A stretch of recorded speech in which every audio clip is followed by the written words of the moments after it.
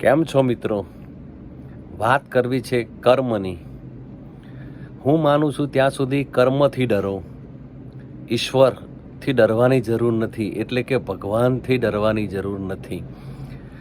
કારણ કે આપણે બધા ભગવાનના સંતાનો છીએ, એટલે ભગવાન તો આપણને માફ કરી દેશે, પણ તમારું કર્મ તમને છોડશે નહીં. એટલે કે એ કર્મ તમે જે કર્યું હશે, સારું કે ખરાબ, એ તમારું કર્મ તમને નહીં છોડે. જેમ એક ગાયનું વાછરડું, ઝુંડ ગાયોનું ઝુંડ હોય તો પણ એની માતાને એ વાછરડું શોધી લે છે, એવી રીતે તમારું કર્મ ખરાબ કરીને આ પૃથ્વી ઉપર તમે કોઈ પણ જગ્યાએ જશો તો એ તમારું કર્મ તમને શોધી જ લે છે.